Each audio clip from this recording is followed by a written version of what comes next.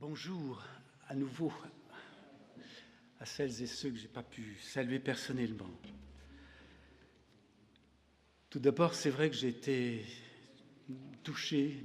Elvira est partie et peut-être non, elle est par ce qui a été dit tout récemment, mais également bien entendu par le témoignage que nous avons eu tout à l'heure. Vous imaginez l'exercice, donc je ne vais pas le faire. Un peu quand même, mais peut-être pas comme vous l'avez imaginé. Je vous propose 2 temps très courts. On a un peu d'avance, donc c'est très bien. Mais un premier avis, comment j'ai vécu ces 2 jours et surtout mon regard, je ne veux pas dire comme un observateur externe, évidemment, je me sens très lié d'une part à la commission de bioéthique et aussi à tout ce qui s'est partagé, mais quand même j'ai essayé de dégager comme cela un certain chemin, donc ce sera mon premier temps, et ensuite, à partir de là, j'essaierai de prendre un tout petit peu de recul et de dégager aussi, non pas des pistes, peut-être des repères ou quelques questions qui m'apparaissent essentielles. La première impression générale, vous vous souvenez de ce professeur de Strasbourg, je pense qu'il est rentré, mais qui est entré tout de suite en matière en disant le message essentiel, c'est effectivement un hiatus énorme entre ces 2 grands magistères, le magistère de l'Église catholique et le magistère des droits de l'homme. Ce que j'aimerais dire également comme message de ce que j'ai perçu de ces 2 jours de colloque. Thierry a évoqué un peu mon parcours. C'est vrai que je suis infirmier, que je suis encore pas mal en activité aussi, non pas directement au lit du malade, mais dans toutes ces questions. Il y en a une qui a été évoquée par ce professeur de Strasbourg. À la fin, je ne sais pas, je voulais le reprendre à ce sujet. Le monde de la santé et le monde médical n'est même plus dans le paradigme du prendre soin. Je ne sais pas si l'un ou l'autre d'entre vous a été attentif à cela, mais dans le paradigme de l'amélioration de l'espèce humaine.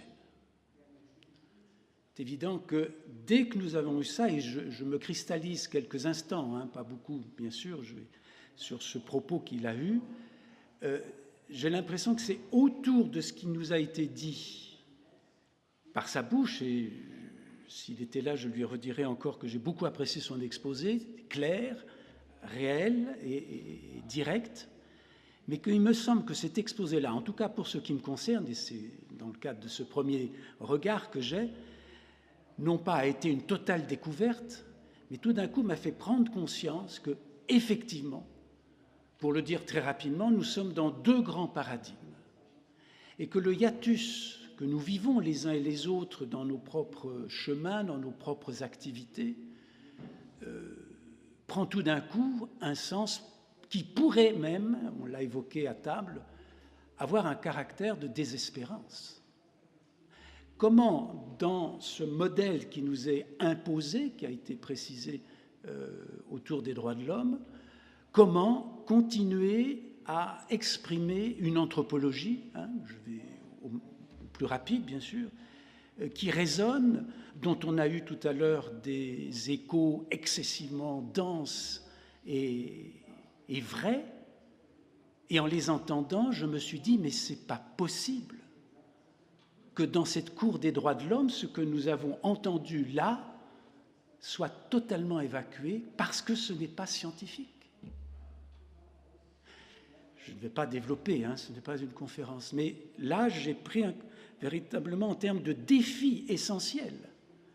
Nous n'avons pas à prendre à la légère cela, je crois qu'on ne le fait pas, mais encore une fois, l'audace, et je voulais le dire, le courage peut-être de la commission de bioéthique de s'engager dans un colloque comme celui-ci, et tout en sachant au départ pas toujours très bien comment ça pouvait évoluer, a mis le doigt sur quelque chose qui peut-être est certainement connu, mais exprimé de cette manière-là nous convoque, et c'est un des points forts que je retiens, véritablement à être aussi des travailleurs, non pas des travailleurs de la mer, pour reprendre un titre que certains connaissent, Victor Hugo, mais des travailleurs de sens. Car les enjeux sont essentiels.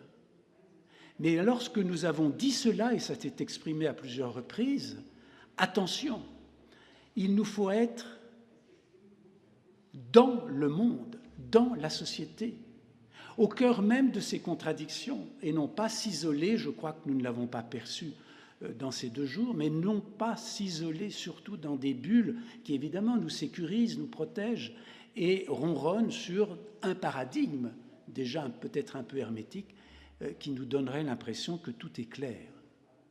Non. Et c'est là l'enjeu, je crois. Et depuis, je pense, la Deuxième Guerre mondiale, j'ai été très sensible, avec l'originalité de sa présentation. C'est un deuxième élément du frère Michael Sherwin, du professeur Sherwin, ici, lorsqu'il a essayé d'associer amour et guerre, mais surtout lorsqu'il nous a rendu, et je le savais, mais dit comme cela m'a à nouveau très touché, que nous sommes tous entraînés dans nos sociétés, on va dire occidentales, mais je crois que la globalisation fait aussi son effet pervers derrière, dans un monde conduit par la techné et un monde conduit par l'entreprise et le management. Une forme de management, tout cela ayant comme socle l'armement et le commerce. Je ne focalise pas uniquement sur les États-Unis, mais fondamentalement, nous savons que ça vient de là, la guerre du Vietnam, la fin de la Deuxième Guerre mondiale, tout ce langage que nous avons intégré souvent s'en rendre compte, reprenez un certain nombre d'expressions, l'efficacité, l'efficience, un certain nombre de mots. On a eu aussi un propos à ce niveau-là par une collègue canadienne qui était venue travailler avec nous à Lausanne. Nous ne nous en rendons pas souvent compte, mais nous sommes comme ça portés par un tissu qui, consciemment ou non, nous fait entrer, peut-être, dramatiquement, dans ce discours de la Cour des droits de l'homme. Donc, mon premier regard était tout d'un coup de me dire, là, nous avons réussi, je ne vais pas aller plus loin, dans ces 2 jours, et chacun à sa manière a pu aussi approfondir, montrer les tensions qui existaient. Le troisième élément que j'évoque et qui a été largement développé par Dominique au début de son intervention hier matin, c'est de nous rendre attentifs que ces tensions et ces pluralismes et ce relativisme, alors je vais le dire avec beaucoup de nuances, est aussi au sein de l'Église, est aussi, nous ne sommes pas différents fondamentalement de la société. Je le dis avec un exemple, je suis promoteur des vocations pour l'ordre dominicain de la province de Suisse. Nous n'avons pas beaucoup de vocations, je le dis en passant, mais ces jeunes qui viennent, ils ne sont pas dans des bulles à part et tout d'un coup ils arrivent chez nous en disant « Mon Dieu, c'est extraordinaire ». Ils viennent parce qu'ils sont de notre société et ils apparaissent avec des questions, des réinterrogations, des absences complètement farfelues qui pour nous semblent inconsistantes et pourtant c'est cela. Alors, on s'arrête là? Non, on ne s'arrête pas. Car tout à l'heure, et encore une fois je reviens sur ce premier témoignage de ce couple, Dieu est au milieu de ce que nous sommes en train de vivre. Et j'arrive tout doucement à ce regard un peu plus distant, un peu ecclésial, puisque nous sommes quand même dans un contexte qui m'autorise à le faire. Il me semble que les défis, les enjeux qui ont été traversés pendant ces 2 jours me renvoient dans notre communauté ecclésiale à 3 dimensions. Et je suis aussi très heureux d'avoir entendu ces témoignages, et en particulier, encore une fois, cette dimension ecclésiale qui apparaissait, car avant de les entendre, je vais l'exprimer de cette manière-là. Je pense que l'Église, et on pourrait repartir avec ça, ce n'est pas, je crois, nouveau. Je m'inspire un peu d'une approche de Xavier Thévenot, qui resituait l'éthique chrétienne profondément dans ce contexte.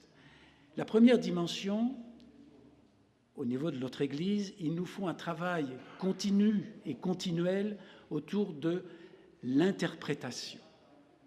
La notion d'interprétation est très importante, du magistère bien sûr, mais une interprétation qui nous fait prendre conscience que nous ne sommes plus dans une relation directe, c'est évident, avec celui qui nous précède, mais qu'il nous faut retrouver, au travers de notre théologie, les lieux dans lesquels cette société, que je ne diabolise pas, mais cette société dans laquelle nous vivons peut tout d'un coup se réactiver, ou qu'il y ait, dit d'une autre manière, dans cette forme d'éclatement complet, de changement de paradigme, il y a, et ça c'est ma conviction profonde, à la fois personnelle mais aussi intellectuelle, il y a au milieu de cet éclatement profond les éléments nécessaires pour retrouver ce que je rappellerais une anthropologie,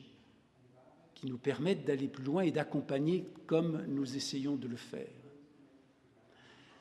Donc, un travail au niveau de la catéchèse, de la théologie, de la philosophie, tout ce qu'on a entendu tout à l'heure autour du DPI, du travail de François Xavier, montre combien il faut constamment réajuster un curseur pour qu'on puisse être reçu par ceux qui sont dans un autre paradigme.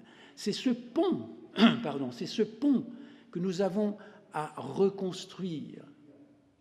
Je donne un exemple qui appartient à mon milieu professionnel. Dans le monde des soins infirmiers, il y en a peut-être quelques-uns ici, nous avons toute une histoire à partir du XIXe siècle. En 2-3 mots, je dirais que cette histoire s'est construite toujours en lien avec des modèles.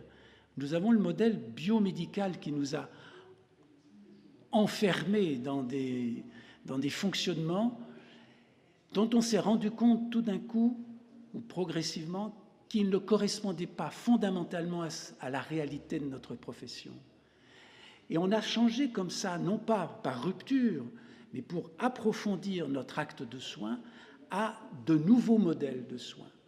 Et quand j'entendais encore une fois ce que nous évoquait ce professeur de Strasbourg au niveau des droits de l'homme, je réalisais combien nous sommes attentifs, je dis nous, disons le monde de la santé, à cette dimension du prendre soin et du soigner, et que c'est là une clé explicative, un levier d'incompréhension lorsque nous sommes heurtés avec, entre autres, l'assistance au suicide, pour ne pas la nommer, mais aussi d'autres biotechnologies qui interviennent dans la recherche de thérapeutique de telle ou telle personne.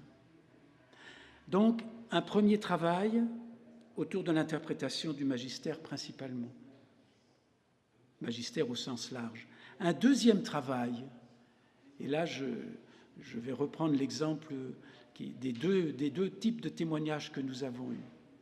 Cela va peut-être être curieux, mais tout ce que nous avons entendu, tout ce que nous avons essayé de mieux comprendre dans ces 2 jours, n'a de sens que si c'est célébré.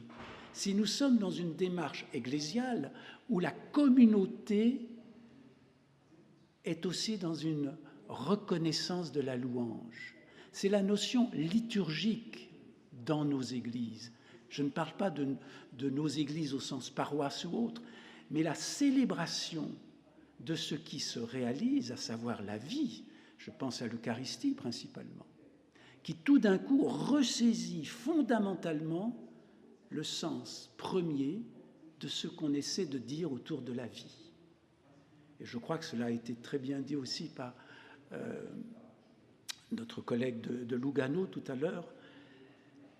Nous ne pouvons pas entrer dans une démarche éthique, bioéthique ou un questionnement sur l'homme si, à un moment donné, nous ne nous arrêtons pas pour contempler, pour célébrer. C'est cette dimension. Il y a un triptyque, si vous voulez, dans la démarche de l'Église depuis les origines. Le troisième, c'est de vivre en communauté, c'est-à-dire la partie pastorale. Et ça a été les exemples de tout à l'heure, en particulier. Donc, 3 lieux ont été convoqués. Nous avons beaucoup travaillé pour moi en tout cas, depuis hier matin, sur une réflexion, sur savoir où se trouvent justement les éclatements, comprendre peut-être théologiquement, philosophiquement et sociologiquement en partie où sont les hiatus, les crispations, les tensions, les paradoxes. Tout cela est nécessaire, mais cela doit être complété par à la fois cette dimension de la contemplation, c'est peut-être la dimension poétique qu'évoquait à un moment donné Véronique au début de son intervention, de ces trois lieux, mais ça donne à notre propos, et évidemment, vous voyez combien cela n'est pas facile, car il ne faut pas, en disant ça, je ne prône pas pour une ghettoisation de la démarche en Église. Ce sont des églises ouvertes. La célébration, la contemplation sont des lieux qui nous amènent à l'universel. J'ai en tête Teilhard de Chardin. Donc, ces trois lieux nous permettent de vivre et de donner réponse, à mon avis, en partie, en tout cas, de cheminer par rapport aux défis et aux enjeux que nous avons évoqués depuis hier matin. Avant de conclure, j'aimerais reprendre des fois cet aidant. Nous n'allons pas les rediscuter, puisque là, c'est juste pour faire émerger ce qui m'a apparu, moi, fondamental dans ces 2 jours. Je vais maintenant vous proposer quelques mots forts qui m'ont paru des incontournables sur lesquels il serait important de poursuivre notre réflexion. Et je m'empresse de dire que ce serait très intéressant si nous organisions un deuxième colloque, dans 2 ans peut-être, il faut du temps, mais que nous soyons un lieu, j'y ai pensé comme ça, je réfléchis tout haut, mais en présence du président, mais nous avons été un lieu tout d'un coup où convergent, il faudrait peut-être l'ouvrir encore, peut-être assurer des débats avec des personnes qui sont un peu vraiment à l'extérieur de notre type de réflexion, mais pour qu'il y ait un vrai débat, et Dieu sait si c'est très difficile, nous le savons quand on est nous, dans des commissions les plus civiles possibles. Je vous donne comme cela quelques éléments, quelques mots forts, que j'ai repris de ce qui a été dit. On a parlé à plusieurs reprises de la question du langage. Le professeur Hadjadj, qui était là à un moment donné hier et je crois un peu ce matin, a élargi la question, ce mot langage, par perspective. L'Église a besoin de revoir peut-être son langage. Nous avons peut-être, nous aussi, à retrouver des mots qui résonnent davantage. On a tous fait cet exercice extraordinaire, tout d'un coup, de prendre un texte, on va dire, catho, et puis tout d'un coup, de dire, mais c'est pas possible, je peux pas dire ça aux autres, à ceux que je vais rencontrer. Donc, je fais l'exercice de reprendre des mots sans en dénaturer le sens, bien sûr. C'est un très bon exercice. Le langage est très important. Mais la mise en perspective, c'était ce qu'il avait proposé, je trouve, est également un aspect qu'il nous faut. L'Église a une perspective. Elle a une perspective, le mot est peut-être pas suffisamment fort, mais je le garde dans l'expression telle qu'il l'avait exprimée. L'Église a une perspective sur l'homme.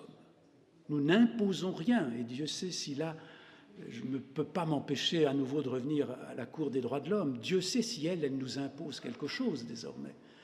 Alors que nous sommes en train, nous, de découvrir combien c'est en proposant, en travaillant, en cheminant, en ne faisant aucun prosélytisme, mais en étant là, et j'ai beaucoup aimé le rappel théologique que notre collègue de Lugano a évoqué sur la filiation, cette dimension que tout homme, lorsque le prêtre lève la patène pour la multitude, ce n'est pas un vain mot, la multitude. Et je crois que là, on retrouve toute la démarche éthique, proprement chrétienne, retrouve là son sens profond. Le deuxième élément que je trouve intéressant, je l'ai cité tout à l'heure, mais je le redis, c'est le pluralisme. N'ayons pas peur du pluralisme. N'ayons pas peur du débat. Je crois qu'à nouveau, le regard de Dominique et du journalisme nous a aidés là, à sentir combien il fallait ne pas avoir peur de bouffées d'oxygène, même si elles sont difficiles parfois à recevoir. Et puis, peut-être 3 ou 4 questions fondamentales qui me reviennent. Et je finirai après par une citation, et comme cela on pourra s'arrêter rapidement ou échanger encore un peu. C'est plutôt des orientations que des questions, en fait. Je m'appuie sur l'intervention de Véronique Margron, donc, qui est théologienne. Aller vers une éthique en situation et non pas dans une éthique de situation. C'est important. En situation. Et je crois que là, pour les uns et les autres qui sont confrontés ou qui accompagnent des personnes, j'ai un peu cette expérience et c'est véritablement la clé, le seul levier.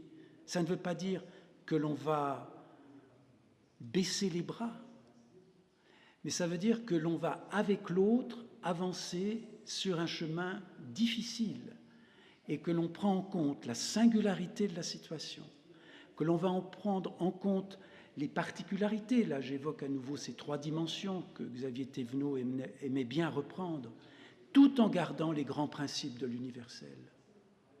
Et c'est dans cette articulation fine, délicate, c'est une dentelle parfois, que nous arrivons peut-être à faire grandir l'autre et à grandir nous-mêmes avec. Une deuxième piste, pardon, et je crois que ça a été dit par plusieurs intervenants, revenir, et je l'ai dit à ma manière tout à l'heure, inlassablement sur la question « qu'est-ce qu'un homme ? Qu'est-ce que l'homme ?» Et je vais même aller, non pas plus loin, parce que cela a été évoqué tout à l'heure, qu'est-ce que la personne ? Parce que l'un ne va pas sans l'autre. Comment aujourd'hui, à nouveau, et cela a été largement évoqué, comment faire entendre cette question ? Comment, dans nos activités, dans l'enseignement, par exemple, que nous pouvons avoir, dans des milieux qui ne sont pas purement théologiques ou philosophiques, appuyés sur une démarche d'approche chrétienne, comment reprendre cette question inlassablement ? On parlait de courage tout à l'heure pour des exemples très pratiques d'engagement. Je crois que là, il y a une forme de courage aussi. Tout en étant respectueux, tout en étant au sein de la société. Je défends vraiment cette approche. Il nous faut être dans la société. Nous ne sommes pas de la société, mais nous sommes dans la société et nous ne pouvons pas nous retirer. Un troisième repère que j'ai retrouvé comme étant aussi très important dans ce débat des 2 jours, nous rappeler, parce qu'on risquerait peut-être, ce n'est pas un risque majeur, mais ça pourrait l'être, nous rappeler que l'éthique convoque autant la raison, le rationnel, on a eu un exemple tout à l'heure, que la créativité, que l'imagination. Je ne pense pas que nous ayons trop à souffrir de ce manque, mais soyons honnêtes, au sein de nos communautés ecclésiales, on parlait, et je fais un lien avec tout à l'heure ce qu'on a évoqué comme le malaise d'accompagner des personnes en difficulté. Dans le milieu clérical, dans le milieu aussi sans aucun jugement, ce n'est pas simple. Et dans les formations des religieux, des prêtres, ce n'est pas nécessairement très bien travaillé. Je dirais que dans les milieux de la santé, on n'est pas non plus toujours au top. Mais la question, elle est là. Ne pas sortir du tiroir la réponse, ça veut dire rentrer dans une éthique qui appelle le raisonnement et l'argumentaire, mais aussi qui cherche avec l'autre. Car la réponse est souvent le fruit d'une convergence. Un quatrième, et je pense que là j'arrêterai à ce niveau-là, et après je vous laisserai cette citation, ou plutôt oui, cette citation qui pour moi me touche beaucoup et qui va à mon avis tout à fait dans nos 2 jours. La quatrième piste, car cela a été évoqué, et pour moi ça reste un lieu de travail constant, comment travailler ce que nous appelons les chemins d'humanisation.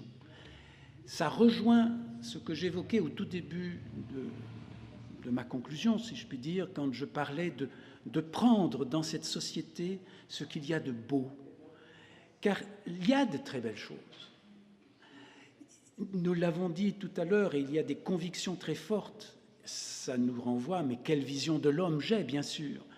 Il y a dans la société des choses que nous pouvons réarticuler et qui permettent de faire grandir chacun et chacune d'entre nous. Eh bien, c'est à partir de là que nous sommes dans un chemin d'humanisation. Mais je trouve que nous n'explorons pas suffisamment ce que cela représente. Les témoignages de tout à l'heure nous donnent un éclairage très fort à ce sujet. Mais cela nous invite toujours à aller plus loin. Alors, je vais vous lire une petite phrase, je ne vais pas faire comme Monseigneur Morero, exactement à vous commenter, mais je vais quand même m'arrêter, et ce sera un peu, entre guillemets, le cadeau, l'un ou l'autre d'entre vous la connaissent, parce que je l'ai déjà une fois ou l'autre utilisée, mais elle est très forte. Si on avait quelque part non pas à résumer, loin de là, ce qu'on a vécu, mais on le sent, il y a une vision, et je crois que là encore, en reprenant l'intervention de notre collègue de Strasbourg, on s'est retrouvé confronté à cela, il y a une vision très profondément ancrée dans l'irrationnel, dans le fait de montrer la densité de l'être humain, sa complexité, sa profondeur, et puis il y a une vision telle qu'il nous l'a présentée de la Cour des droits de l'homme, qui est de tout ramener au quantitatif, à ce qui est visible, à ce qui est objectif. Et voilà ce qu'on a trouvé un jour dans une table de nuit d'une personne qui était atteinte de la maladie d'Alzheimer et qui venait de mourir. Je vous lis, il y a 5-6 lignes. « Peut-être ne suis-je plus doué de raison,